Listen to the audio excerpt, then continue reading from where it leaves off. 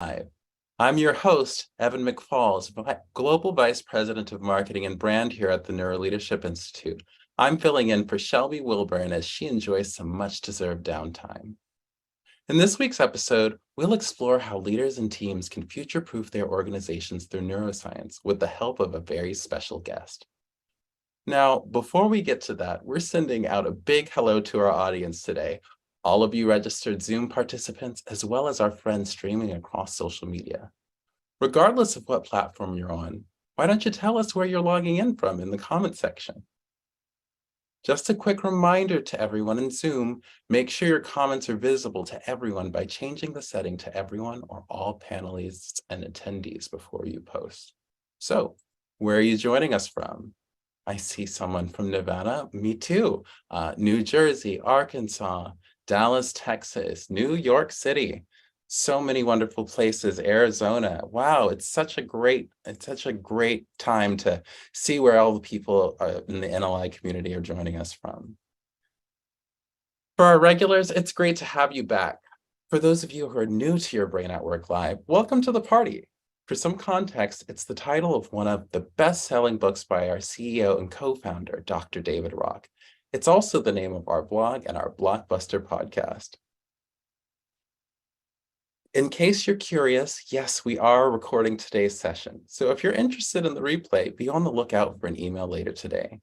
This email will also include a survey for feedback and a number of resources that are aligned to today's conversation. I also suggest that you put your phone on Do Not Disturb and quit out of your email, messaging apps, and anything else that might be taxing your cognitive capacity as well as your bandwidth. This will help the quality of your insight as well as your audio and video. Lastly, we love interaction here at NLI, so please feel free to share your thoughts, questions, and comments in the chat as we make our way through today's discussion. Now, with that said, let's introduce our speakers for today. Today's guest is a lifelong learner whose passion for leadership development began at the breakfast table. Each morning, she listened to her father's stories about how he handled both business and people challenges. Acknowledged as a strong business and civic leader, he provided an up-close and personal model of both people and business acumen. She draws on these early examples today as she supports leaders seeking to grow their capabilities and impact. Her experience leading large teams and formal training as a coach and organization development practitioner informs her work in partnering with leaders at all levels to strengthen teams' performance. Having worked with all kinds of leaders across multiple industries, she's seen the impact leaders can have on financial results and the lives of the people they're leading. Using this lens, she works to foster and transform cultures where people can do their very best work in support of an organization's mission.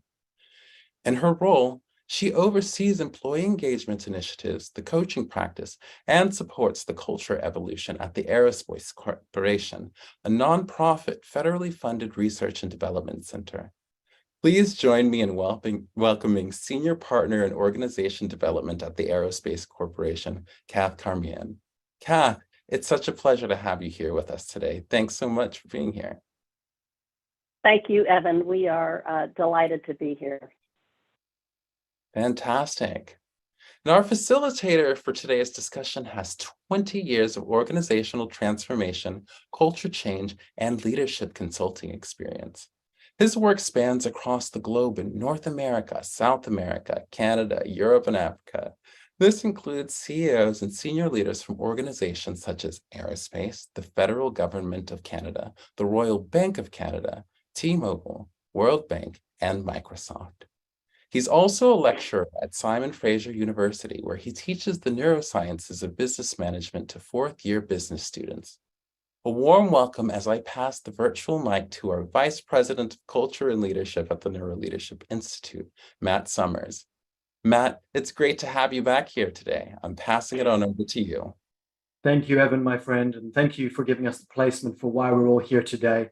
And Kath, of course, welcome as our guest as we dive into this really rich discussion about future-proofing your leadership through this lens of neuroscience, global business trends, and research. It's our pleasure to be with you all today. Now, as we dive in, what I want you to do is I want all of you to think about these following couple of questions that I'm going to pose for your hippocampus, which is this learning librarian, the center of network and circuitry in your brain where learning occurs. The question I want to pose as we frame our conversation today is, are we truly and really ready? Are we prepared for the latest evolution of business trends at a global scale? Right? Are we doing everything that we can do to future-proof our leadership skill sets and our employee habits that drive your organization's top priorities over the next, I would say, 3 to 5 years? And if the question is no, well, you're in the right place, because today we're going to share some of the most recent science and some of that research in this space that's going to help us to inform a little bit more about the latest global trends that we cannot ignore. And so we're going to hear from Kath from the Aerospace Corporation about the very inspiring and innovative ideas. And I would say, Kath, really the implementation programs that you've been embedding within your organization over the last 3 years or so to ensure that you have future-proofed some of your leadership and employees at that large scale across the organization. So I'm certainly looking forward to digging in and having a look. But before we do that, why don't we all hear from you as the listeners about your experiences as it relates to cross-skilling and investing in employee growth within your own organizations. So a question that's posed on screen here for you all is, how is your organization that you are currently engaged with? How are they investing in education and cross-skilling their leaders and employees across different business units? So before we share all this information with you, we want to hear from you so that we can connect neurologically your own experience to some of the content that we'll share today. So we're going to invite all of you into the chat box here on Zoom and let us know, what are you observing in your organization in relation to this question posed on screen? So I'll pause for a moment as we wait to see what your comments are in the chat and to see if there's any common themes or common realities that we're seeing across industries globally.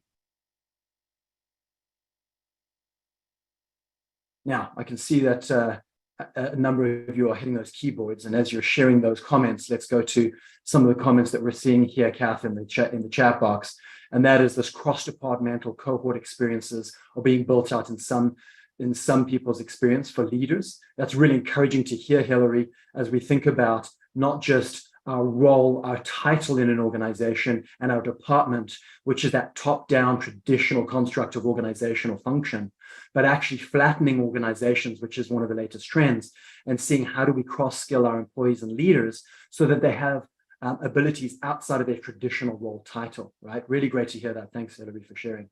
Laurie, this idea of, not reinventing, right? Or not reinvesting. So we are seeing some comments in the chat here where organizations, and this is on track with what we're seeing in the data, is that organizations, some are really investing in not only a human-centric approach, like, with people first to drive performance. And that was a theme that we ran at Your Brain at Work Live a couple of months ago, where I talked about that as being a central trend, but it goes beyond that. And how so? Well, what we mean is that some organizations are not spending time in education, in growth, in innovation, in their human capital, right? And so today we're going to hear about how Kath and the Aerospace Corporation have done so in a multitude of ways with considerable impact over recent years. And so we'll talk about that. Greta, you said in the chat box that you're noticing that there's an increase in intranet training courses. So what we see there, Greta, is also another trend, which is this autonomy that organizations are providing to their leaders and their learners to self-select through some digital learning methodologies to adopt new language, new habits, new behaviors, so that they can increase and cross-skill those behaviors, right? And those skill sets. A really interesting comment that I'll take from Lisa. Lisa says that I'm a leadership development facilitator and coach, and I'm on the front lines using this information and research into the organization. Lisa, I love that adaptability of taking the neuroscience and taking the practical aspirations of neuroscience into the practical realities of the workplace for those leaders to adopt over time. And as we know from the human brain, how do we learn best? Well, by spacing out and chunking that learning, as opposed to just giving them the fire hose of information. So we'll talk a little bit about that. So with that context, as you read some of the comments from the listeners here today in the chat box, we're noticing that there are some common trends here that we can unpack. So let's have a look at the latest global industry trends that we're seeing in the space of cross-skilling and future-proofing our leaders.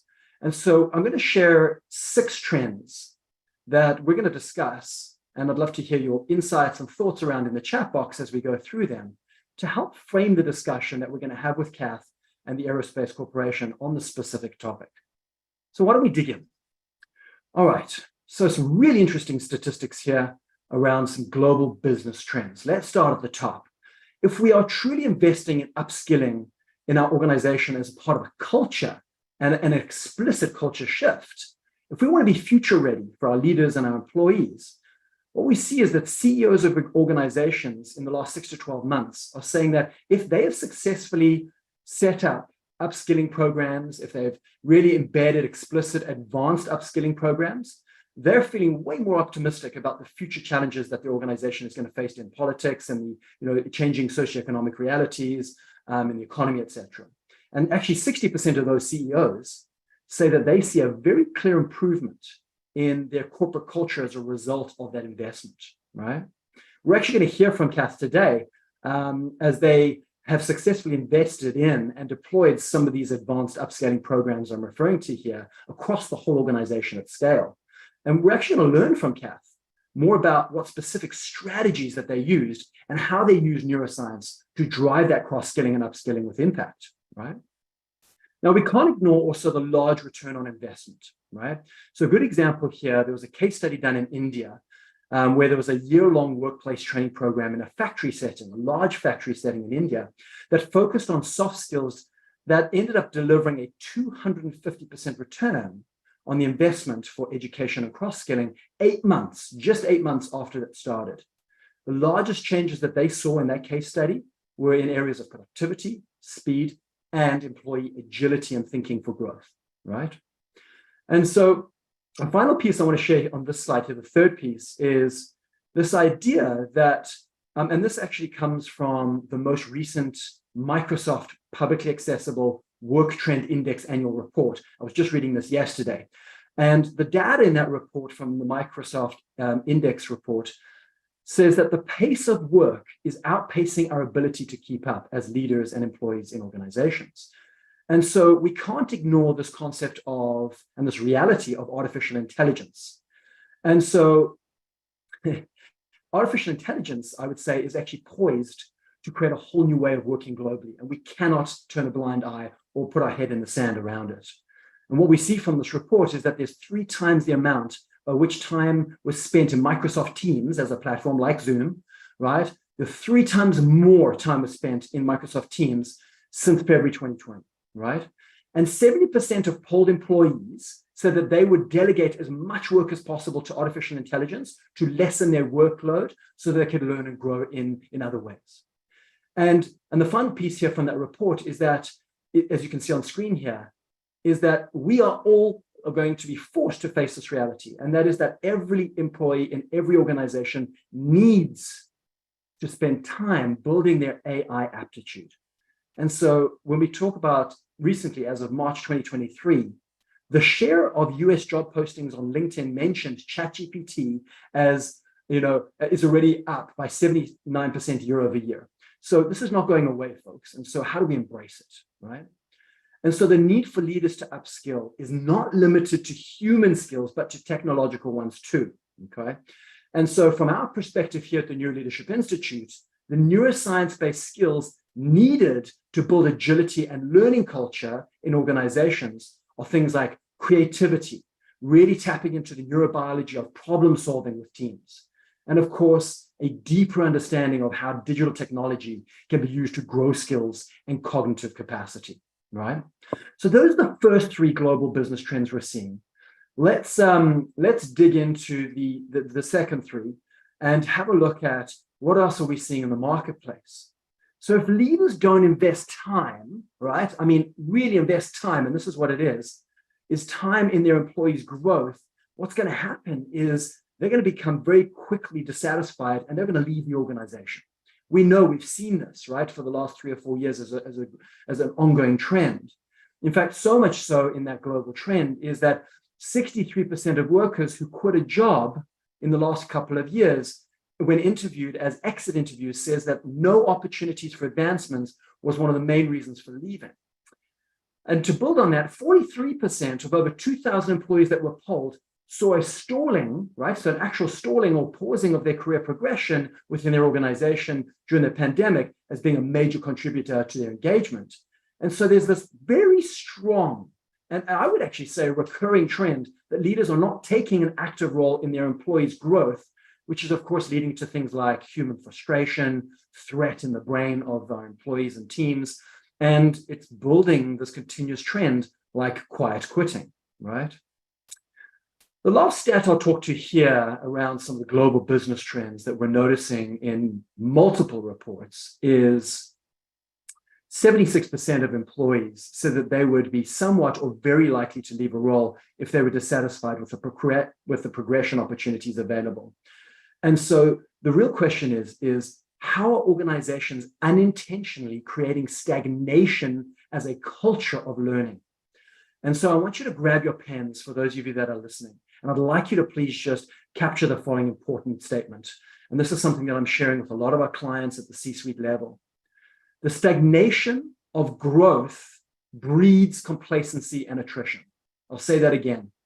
The stagnation of growth breeds complacency and attrition. So if people can't learn, what do they do? They leave, right? All right. All right, so I'm going to just refer to some of the comments in the chat box as I've shared these 6 global business trends. And, you know, Elizabeth, you made this interesting comment that I noticed in the chat, how you've reshaped your training curriculum for new supervisors, aspiring leaders interested in first-time supervision or executive career paths, investing in coaching.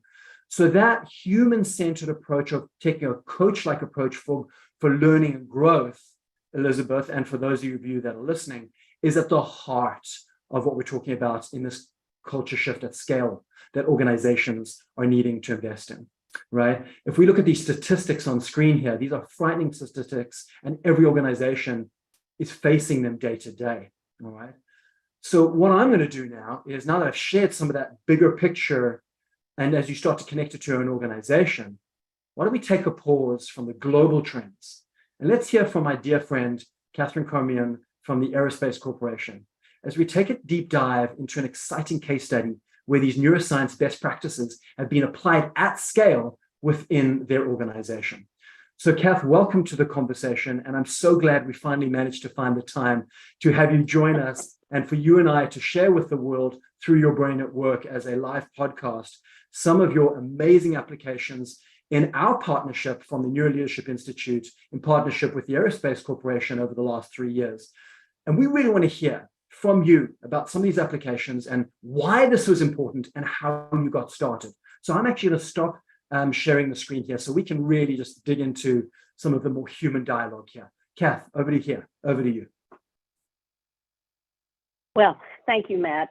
We are so excited to be here today, and I'm looking forward to sharing some insights and some of the things that we've done, just a smidgen of what we've done, because we were on to those statistics, those chilling statistics that you just shared, and we are keenly aware that this is something that we really need to continue to focus on. So let me start with the why, the context of what's going on at Aerospace. All of the experiences since March of 2020 and the increased threats to space have changed how we work and where we work. We got an interesting statistic this week. 27% of our current employees were hired since March of 2020. We absolutely, like everybody else on this call, has had to evolve how we work and where we work, and this requires a growth mindset. We have also had to change our mindset about what career growth is at Aerospace. Mm-hmm. So because of all of these changes, we are undergoing a culture evolution. Now, we're honoring the legacy of our 63-year history and all those who contributed. However, growth mindset is a really big part of this culture evolution. And so part of our culture evolution, we've identified through our culture survey, through our employee engagement surveys, and other ways that we are continually listening to our employees, 3 priorities or aspirational culture attributes, which we call them at Aerospace. And they are: lead from the front, collaborate across the enterprise, and operate with speed and agility. And then tied to that, the behaviors or the habits, as NLI calls them, to enable this desired culture are growth mindset, psychological safety, and courageous collaboration. As our CEO, Steve Isakowitz, loves to quote Satya Nadella, he says, "We need to be learn-it-alls and not just know-it-alls." So continuing on with this employee feedback from lots of sources, this also informed the action that we have been taking over the last 2.5, really 3 years. Specifically in the engagement survey, we continue to hear employees are eager for career growth opportunities. They want an opportunity to build their skills.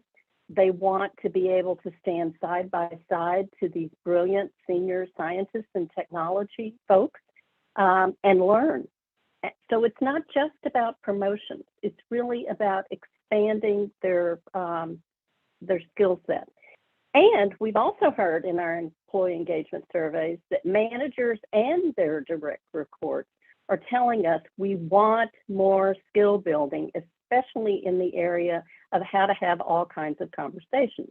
Now, obviously, in our kind of organization, we have a lot of engineers and technical people, and I don't want to generalize, but many will tell you that we do have a preponderance of people with a preference for introversion. So if you have a very scientific mindset and that's where your comfort zone is, sometimes having any kind of a conversation can be a challenge.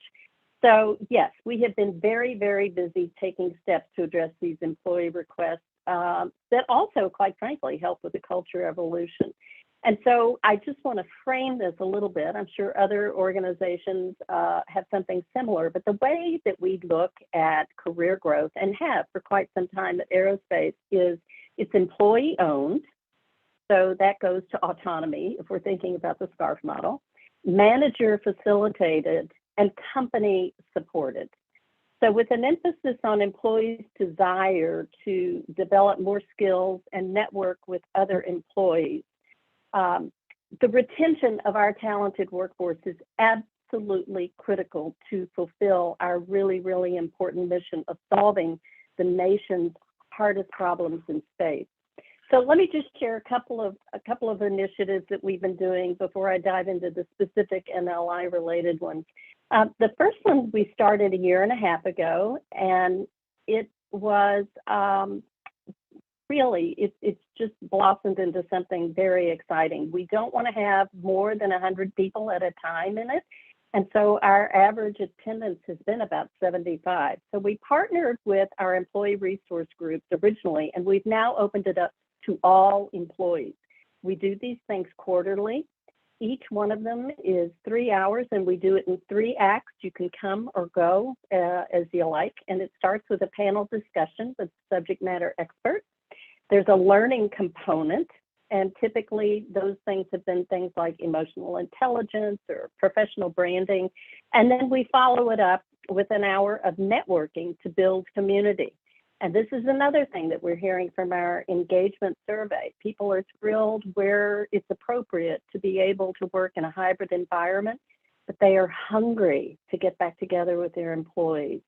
And I'm sure there are others on the call here today that are experiencing that polarity. We also refreshed our career development workspace online called Space. It has a ton of resources so that employees truly can take ownership for their career and do all kinds of different development things. And then the most recent addition was 6 months ago, and that's called our Spotlight cohort, and that's really targeting mid-level managers. It is 100% diverse. We're very, very intent on increasing representation of women and people of color within the aerospace industry, and I'm going to touch on that in just a minute. But it is cohort-based. We have 61 people participating right now. They have book learning circles. They have leadership panel discussions. They have an opportunity to sit down and chat up close and personal with our CEO, our EVP, and our Chief Operating Officer. And they are also matched with a sponsor who sometimes will provide mentoring. Other key partners in this career progression and development, I have to say, among others, are obviously our colleagues who have a heavy lift at the Aerospace University. I've been looking in the chat and seeing about all of the training that people are doing. So we really want to acknowledge our aerospace colleagues, university colleagues, and also ACDC. That is the Aerospace Career Development Club. The leaders in this club are on fire, and they are very active and very responsive to early career employees in particular. And then lastly, I just have to share this because I'm very excited about it. Last year, Aerospace spearheaded Space Workforce 2030 to increase the number of women and people of color from underrepresented groups in the space industry. We didn't know where this was going to go, but a year later, there are over 30 space companies who have committed to increase representation through many initiatives, things like K through STEM, working with universities to increase the number of aerospace engineering degrees and also internship programs. This is amazing, Kath. I'm sorry to interrupt you, but this is incredible. As I listen to the layers of investment that the Aerospace Corporation has put in to all levels of leaders and employees so that it's fully inclusive, there's a couple of things that stand out for me, Kath. One is, as you mentioned earlier, you're really tapping into the brain circuitry of autonomy to create a reward response in the brain rather than that threat response in that domain of autonomy, where people in organizations, based on the trends I shared earlier, are not seeing a selection or an opportunity to learn and grow within the org. The other thing is I want to commend you on is the stickiness of the titles of some of these programs and initiatives, like space, aerospace, I like that. And then ACDC, of course, fantastic, very smart. But what I love too is this opportunity to have a multitude or modality for learning too. You're not just offering digital e-learning, you're not just offering classroom, you're offering a smorgasbord, if you will, of learning opportunities to really engage that hippocampus, that learning circuitry in the way that the brain is really designed to learn. So Kath, based on that, I'm wondering if we can dive into, since our partnership over the last 3 years, I know you and I have been talking this week in preparation for the podcast today, and the smile never left your face because you talk about the impact of some of the neuroscience-based applications. Would you mind telling our audience and listeners a bit about some of the programs that we partnered and you embedded, and then some of the impact across the organization? Thanks. Love to. So starting in October of 2020, we launched the pilot for Include, which is the Neuroscience Smarter Team. And I have to tell you, the pilot was so impactful for our managers. We offered it to managers only. But in January of 2021, we rolled out our first of 4 programs with NLI, Include, followed by Decide, Connect, and Voice over the next 2 years. Now, we did a little bit differently, and we did the modules in 2-week versus 1-week sprints to accommodate the really heavy workload, and also managers increased efforts to connect with their staff, both collectively and one-on-one during COVID. That was a real emphasis for us to maintain connectivity because we know that helps create a sense of belonging. So the feedback that we have from these skill building initiatives has been mostly positive. Our highly educated and skilled technical and science-based employees appreciate the fact that everything is research-based, that we did it in small bites of learning over time, so it didn't take up a lot of their day, that the models that were used were easy to remember. Back to the brain science. So seeds and SCARF. SCARF has really taken off. People are starting to say things like, I just got scarfed. And then also the conversation guides. Not surprisingly, given our technical background, one of the most popular resources that comes along with these programs are the do more, do less guides. Our engineers and technical staff are always asking us, so what do I do? What do I say? So those have been particularly helpful. And then as part of our sustainability efforts, we have always done collaboration cafes over the last 3 years. As part of these modules, we've done follow-on discussion cafes for our managers to come together and share how they were applying the skills and to create the stickiness. We use that word here as well. And it also created a sense of, again, connection and belonging during COVID that was really, really helpful. I mean, Kath, you can't ignore the impact that you're talking about here, you know, and the feedback as you engaged highly technical thinkers, right? Critical thinkers at that level. Now, I'm curious about the behavior percentage data that we've seen as a result of those initiatives, Kath, and our partnership over the 2 to 3 years. Wondering if you can maybe share some of those percentages and the impact in those percentages as you describe those 3 or 4 programs and their rollout. Thanks. Yeah, absolutely. So with Include, we had 457 managers participated, and you know we followed the science and didn't make it mandatory, and that's out of roughly 750 or so managers. 93 of the people that responded to the impact assessment, 93% applied positive SCARF signals, and 66% discussed SCARF with colleagues and direct reports. So we saw that as a real opportunity in follow-up collaboration cafes, and we actually, you know, kept reintroducing SCARF in the collaboration cafes, and then we also have a monthly newsletter, and we provided some nudges so that we kept it top of mind, and it's taken off. Then with Decide, we had 600 managers who participated. 80% mitigated bias at least once in the past week. So if you start extrapolating those numbers, that's a lot of impact. That's profound. 71% discussed, yeah, and 71% discussed the SEEDS model with their direct reports at least once.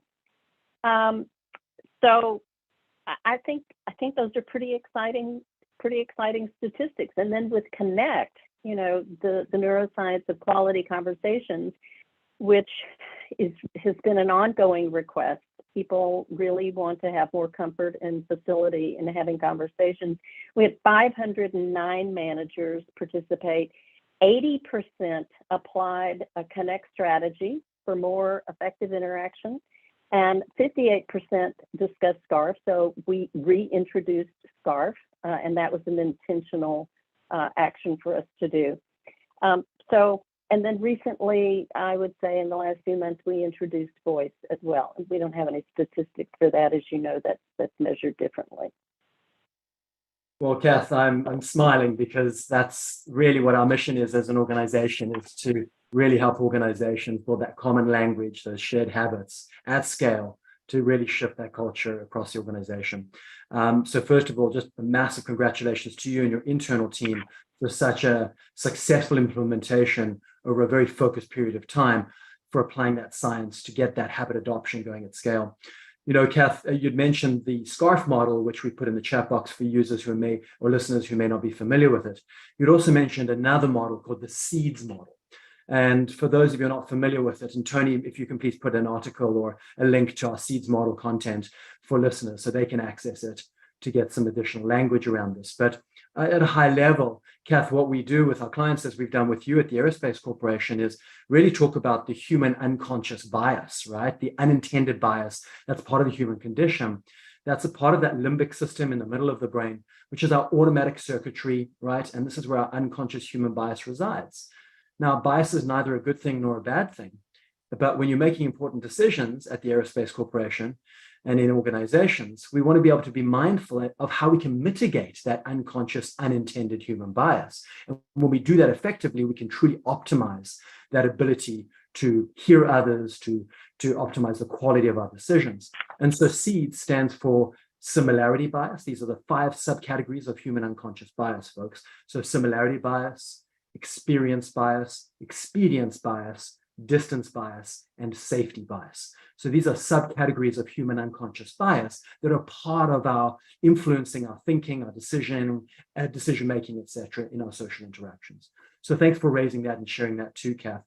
So Kath, with all this amazing, like if we step back from all that incredible data and those successes, as listeners are, really starting to think about their own organization, Kath, my question for you is because you've been leading the charge at the Aerospace Corporation over the last 2 or 3 years in the way you've described, what are some of the lessons that you've learned along the way? What are some of the mistakes maybe you made? And what were some of the great successes you've seen at being at the helm of such a wonderful set of initiatives?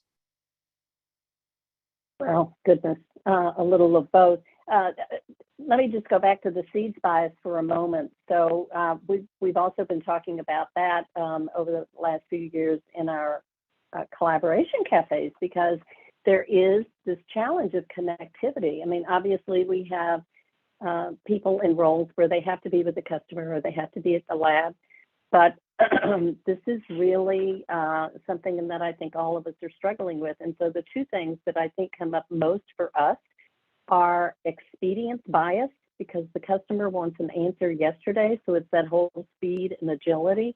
And then the distance bias. And managers are bringing this up. What can we do to make sure that the people that, if we're on the West Coast and they're on the East Coast or they're in Huntsville, what can we do to bring them in and make sure that we're not inadvertently, exhibiting bias.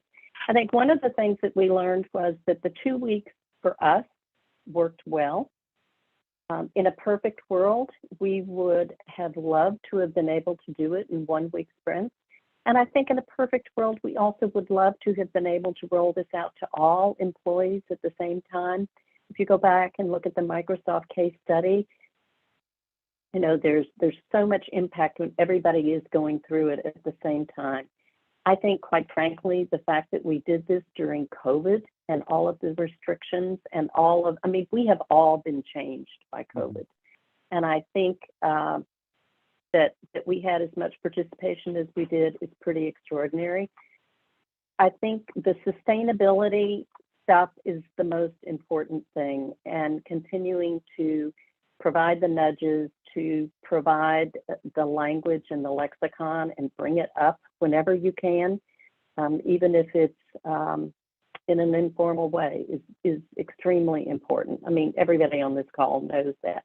I will tell you that when we dug into the assessment, the impact assessment comments, it was clear that our managers, and this didn't surprise me, were much more comfortable when they could plan ahead. So the way that they answered the questions was, okay, so if I'm getting ready for a staff meeting, or if I'm getting ready for a one-on-one conversation with an employee, yes, I'm going to be thinking about the SEEDS model and the SCARF model and what have you. However, the discomfort, I think, came when they were in more spontaneous situations.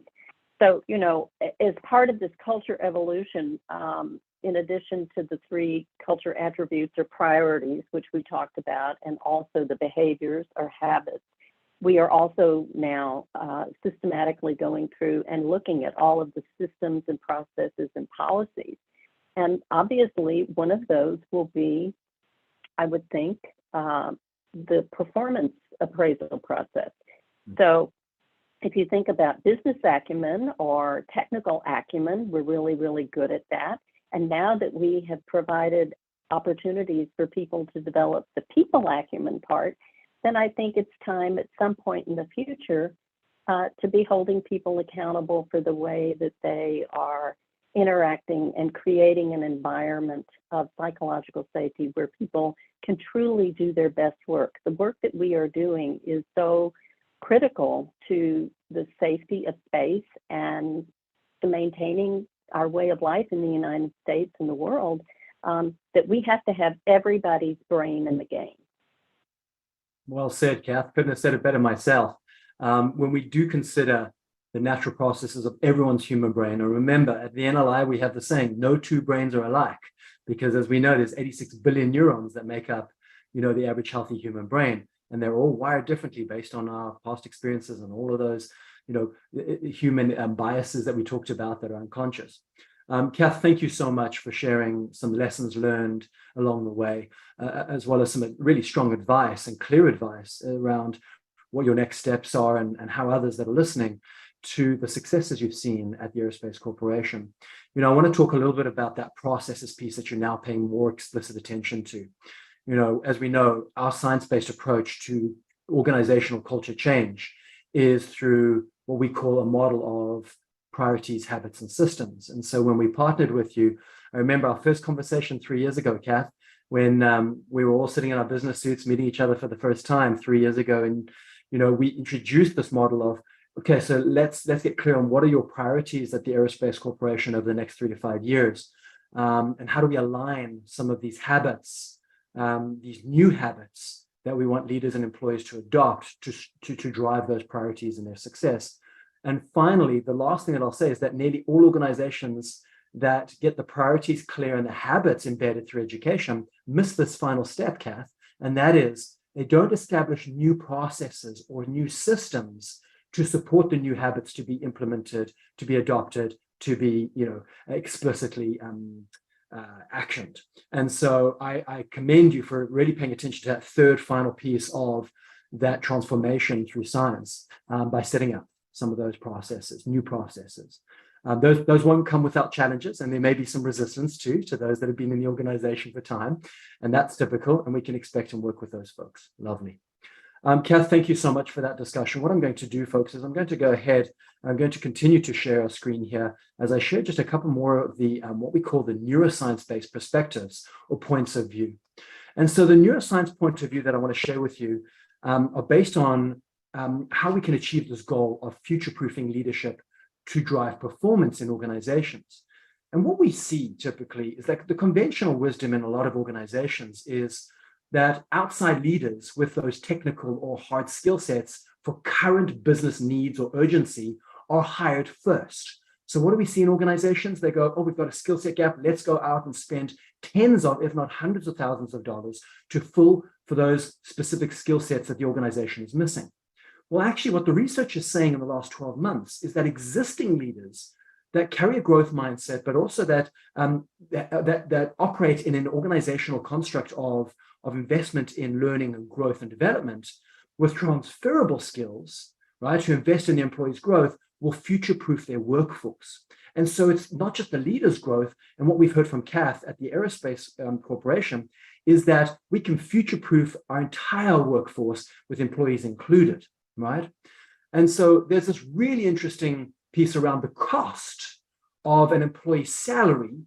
So, there was a research article done by CSP Global that suggests that direct replacement costs, when we fall into the conventional wisdom bucket here, can reach up to 60% of an employee's annual salary at cost for hiring for somebody with a new skill set, right? Which is frightening. So organizations can save a considerable amount of investment of capital and really take that investment from conventional wisdom as a bucket and invest it into that research bucket on the right-hand side here, right? And so this is a really important point of view to consider within the organization. Now, as we build on that, what we have to consider from the research perspective is that investing in growth and building transferable skills really matters. When organizations invest in leadership cross-skilling, we experience a considerable lift in things like mindset agility and this future readiness as a culture in the organization. Let me give you an example. The digital dominance that we talked about earlier, this digital era of artificial intelligence, we can't ignore that, right? What it does is, in the era of digital dominance, when we focus on things like creativity, problem solving, digital savviness, these are going to be skill sets that are going to be key for leadership to achieve agile success, right? That's what the research is saying. A part of that research shows that organizations who invest intentionally experience both employee engagement lifts and productivity lifts, right? We can't ignore that data that suggests that those leaders that invest in long-term innovation kind of based skills with their teams outperform other teams and peers by 30%. I'll say that again. Right? The data and research shows that leaders that build a culture of investment in long-term innovation-based skills with their teams around growth, they outperform other teams by 30% that don't have that same culture. This is a significant impact on team performance, right?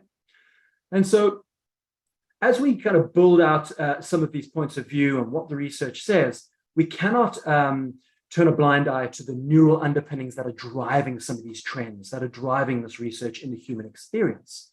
And so let's pay attention to the neuroscience of growth mindset. A lot of you will be familiar with this concept of fixed mindset thinking and unconscious influencing from the limbic system of our brain, which is where a lot of our fixed mindset and automatic thinking and automatic responses in social interactions occurs, versus that of growth mindset. Like we haven't accomplished that ...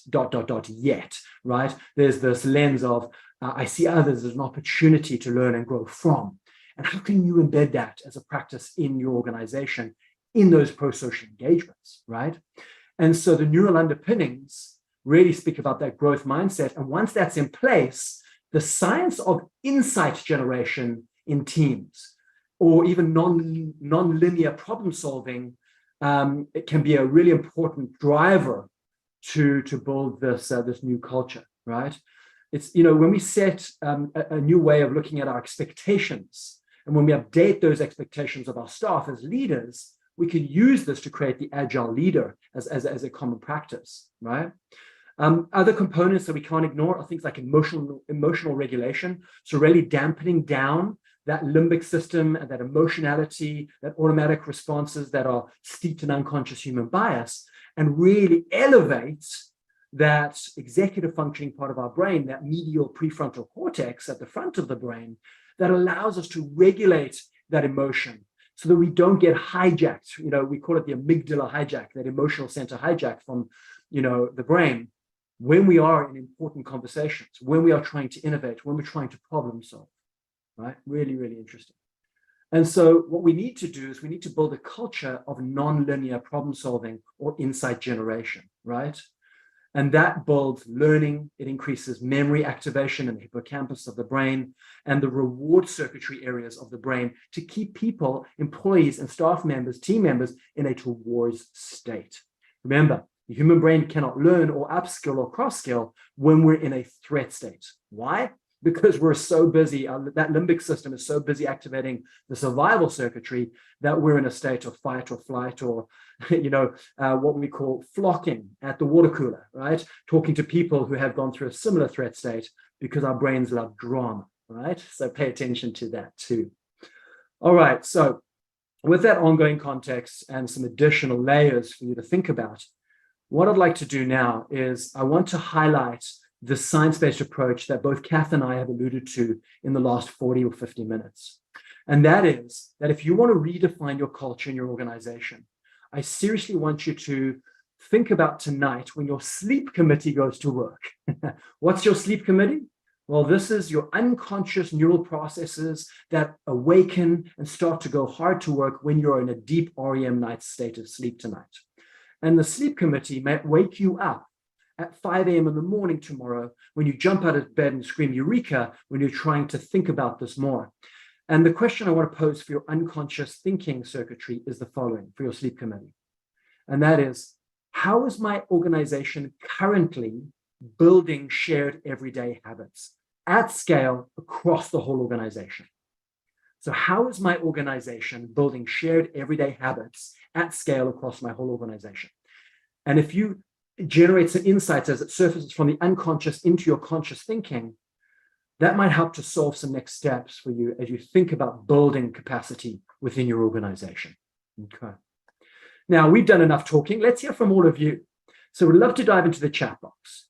So as you think about the discussion we've had with Kath and the lessons learned and the successes demonstrated at the Aerospace Corporation and some of the neuroscience that I've shared with you here, what insights about cross-skilling and future-proofing your leaders are you now having as a result of this conversation today? So we're going to invite you to the chat box. We want to hear all of your comments. So if we have hundreds of you online, we'd love to hear from all of you around some of the insights or one thing that stood out for you, the connections you're making. Let's get this community of social sharing going in the chat box, and let's see what emerges. So I'll pause for a moment while you hit those keyboards and share in the chat box right now to this question on screen. Now, Kath, while people are typing that, Kath, I wanted to say our ability to lean into the science is helping organizations like your own to really drive rich dialogue and rich understanding of where we're doing our best thinking from in the brain and how we can adopt new habits to transform growth, to transform learning, to really future-proof our leadership and our employees. And so, Kathy, as I look at some of the comments in the chat box that are starting to come up here, right, this idea of managing the process that you're seeing at the Aerospace Corporation and that ongoing growth that we're seeing. And, people are interested now in your organization, Kath, and how that progresses, which is great to see in the chat. Yvonne, I liked your comment too, is this idea for really not forgetting about what I mentioned and what Kath mentioned is the processes and the systems thinking and leaders that they need there to learn about, not just lip service. So it's not like putting them through a classroom and then them falling prey to this very predictable statistic that I tell my students at Simon Fraser University all the time, and that is 93% of all adult learning stays where? Well, the learning, unfortunately, historically stays within the four walls of the classroom. And so breaking that dynamic and creating layers on the way that Kath described that they're doing at the Aerospace Corporation is breaking that dynamic and increasing the statistics and the hope of new habits, new language adoption at scale across the organization. This reminds me, Kath, of a saying that we have here at the Neuroleadership Institute when we partner with executive leaders. And that is, if you want to truly transform organizations, you need to transform organizations one habit at a time across the whole organization. And that is the true power of human behavior change and habits demonstration, adoption, right? Really powerful. All right. So with those comments, I'll take one more comment from the chat box here. And that is this from Lisa. And Lisa said, I want to ask the team, I'm connected with their goals, their habits, the system support. How do we start the culture of this kind of process and then build into what we push out to our leaders? Yeah, so Lisa, what's really important in that process is to get really clear. And I would recommend, and feel free to contact us, we can talk to you about this in more depth, but how do you get your organization really clear on the top priorities? And it cannot be a set of 20 priorities because that will never stick and it will never translate throughout the organization. And so my recommendation through the science lens here, and what we've done with multiple of the top 100 Fortune 100 companies is this. Get clear on the top 3 priorities, implement new habits and new language as to drive those priorities, and then establish and experiment. This is a key word here. Experiment with new processes, new systems that will support the activation of those new habits and new language that will then drive the priorities. As you can see, the cyclical process in that PHS model of priorities, habits, and systems. Love that. Okay. Wonderful connections here, folks. Thank you so much. Really rich insights and great questions here too. So with that in mind, what I'd like to do is I would like to say thank you so much, Kath, for our rich dialogue. The good news, Kath, is you have partnered with us for the last 3 years, but for those that are listening, they can gather some more additional language and read more about the research through some of our articles, our neuroleadership journals that are available to those that are listening. So feel free to go to, just email us to the email address that's linked on the screen here. That's northamerica@neuroleadership.com. If you would like access or would like to read some of these really rich and deep research-based and practical-based neuroleadership journals. Okay. So Kath, what I'm going to do now is I'm going to hand it over from us over to Evan to tell us more about the announcements. But before I do that, Kath, I cannot help but just to say, I want to pause and say a huge thank you, Kath, for being a guest speaker, as a dear friend of mine over the last 3 years, and the lessons that we've learned and the progress you've seen at the Aerospace Corporation. I wanted to say a huge thank you and a massive congratulations to you and your team for all the amazing impact work you're doing within the organization. Thank you.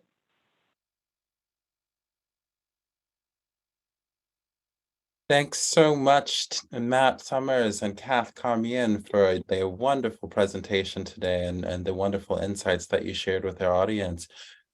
NLI community, thank you once again for choosing to spend this hour with us as we really dug deep into brain science, cross-functional training, and really kind of digging into the power of growth mindset.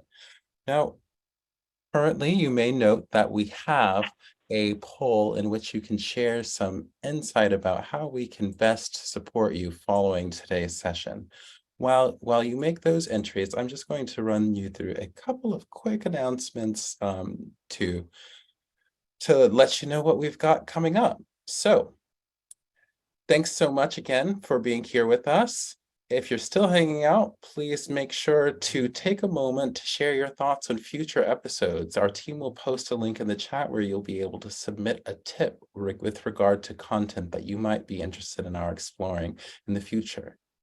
For our senior executives at organizations around the world, I want to remind you that we offer an insider exchange program as part of our broader Neuroleadership Institute Insiders Group. As part of the features that you'll gain access to as an insider, you'll be able to join us for exclusive sessions, upfront looks at new research, and be able to connect with some of our experts to discuss the latest issues in the world of work. For those of you who are tuning in today but want to listen again, or you want to share this episode, I just want to let you know that we do have the Neuroleadership Institute podcast available to you wherever you stream. You can learn more about that at neuroleadership.com/podcast.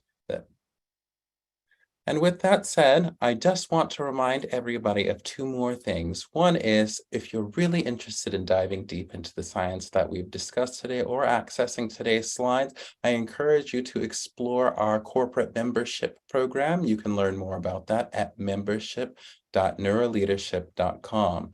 Among the many resources and benefits that you'll gain access to as a corporate membership, you'll also be able to get a discounted rate for our Neuroleadership Summit. That Neuroleadership Summit is coming up this October 4th and 5th. Please keep your eyes peeled on your inboxes. We will be sending out a save the date soon. With all of that said, I thank you once more for taking the time to join us today and look forward to seeing you back next week. Take care and have a beautiful day.